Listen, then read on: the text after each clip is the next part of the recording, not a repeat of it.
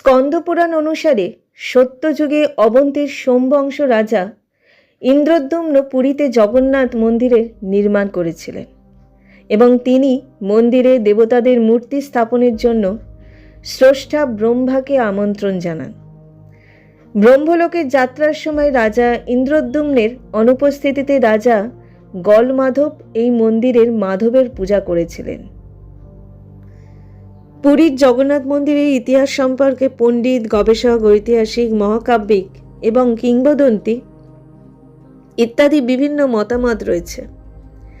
ভগবান জগন্নাথ মন্দির হল বিশ্বের প্রাচীনতম মন্দির যা ব্রহ্মার প্রতিষ্ঠিত।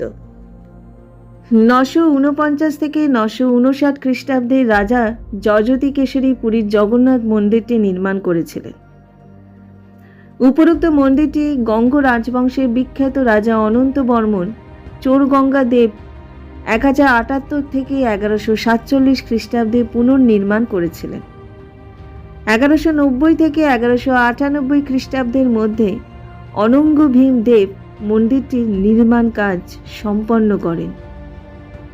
জগন্নাথ মন্দিরটি প্রথম 10ম শতাব্দীতে রাজা যযাতি কেশরী কর্তৃক নির্মিত হয় এবং 11শ শতাব্দীতে রাজা অনন্ত বর্মন চোরগঙ্গা দেব কর্তৃক মন্দিরটি পুনর্নির্মাণ করা হয় এবং দ্বাদশ শতাব্দীতে অনঙ্গ ভীম দেব কর্তৃক এটি সম্পূর্ণরূপে সম্পন্ন হয়। 1568 সালে গজপতি শাসক মুকুন্দদেব কালা পাহাড়ের হাতে পরাজিত হন। তিনি দারুমৃতিকে ধ্বংস এবং আঘাত করেন ও তারপরে সমুদ্রে নিক্ষেপ করেন। স্থানীয় ঐতিহ্য অনুসারে বিশার মহান্তি নামে একজন উড়িয়া জগন্নাথের অর্ধপোড়া মূর্তি থেকে ব্রহ্মাকে রক্ষা করতে সক্ষম হয়েছিলেন, যা কালা পাহাড় গঙ্গা বা সমুদ্রে ফেলে দিয়েছিলেন।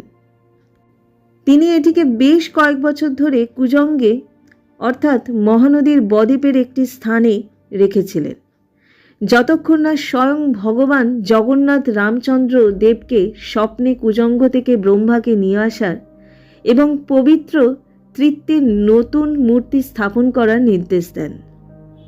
20 বছর পর 1590 থেকে 92 সালে রাজা রামচন্দ্র দেব জগন্নাথ মন্দিরের দারুমৃত্যু পুনঃপ্রতিষ্ঠা করেন এবং ভগবানের নতুন মূর্তিতে ব্রহ্মাকে স্থাপন করেন। রামচন্দ্রদেব দ্বিতীয় ইন্দ্রদ্যুম্ন নামে পরিচিত। রাজা ইন্দ্রদ্যুম্ন, যিনি ভগবান বিষ্ণুর একনিষ্ঠ ভক্ত ছিলেন, তাঁর এক স্বপ্নে তাকে এক বিশেষ ধরনের নিম কাঠের সন্ধানে যেতে এবং মূর্তি খোদাই করতে বলা হয়েছিল। তিনি নির্দেশ অনুসরণ করে কাঠটি খুঁজে বের করার জন্য অনেক ভাস্কর পাঠান, কিন্তু কেউই সফল হননি। এরপর ভগবান বিশ্বকর্মা স্থানীয় ছুতোরের ছদ্মবেশে আবির্ভূত হন এবং তার জন্য কাজটি করতে রাজি হন। পরে তিনি একটা শর্ত দেন এবং রাজার কাছে অনুরোধ করেন যে তিনি যেন তাকে দেখতে না পান বা কাউকে ঘরে প্রবেশ করতে না দেন যতক্ষণ না তিনি 3টি মূর্তি তৈরি শেষ করেন। কিন্তু কৌতূহল দমন করতে না পেরে রাজা অবশেষে ঘরে উঁকি দিয়ে দেখলেন যে কারিগরটি আর নেই এবং মূর্তিগুলি অসম্পূর্ণ অবস্থায় পড়ে আছে, যেমনটি বর্তমানে রয়েছে। রাজা খুব চিন্তিত হয়ে পড়লেন, কিন্তু ব্রহ্মা তাকে আশ্বস্ত করলেন যে ভগবান বিষ্ণু তার আন্তরিক ভক্তি দেখে খুশি হয়েছেন।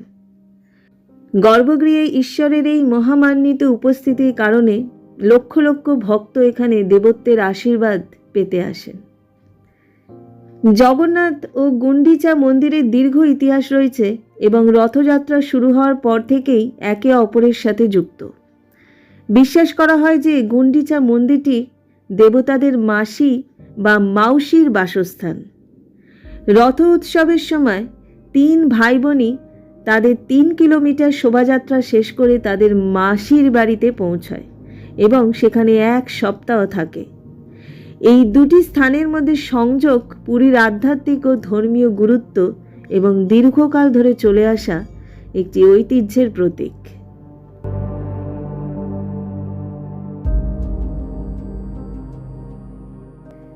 বিষ্ণু তীর্থগুলির মধ্যে একটি গুরুত্বপূর্ণ স্থান হওয়ায় এটি ভক্তদের জন্য আধ্যাত্মিক স্বর্গের চেয়ে কম নয়। এই পবিত্র স্থানে তীর্থযাত্রীরা যে ইতিবাচক শক্তি অনুভব করেন তা ভাষায় প্রকাশ করা অসম্ভব।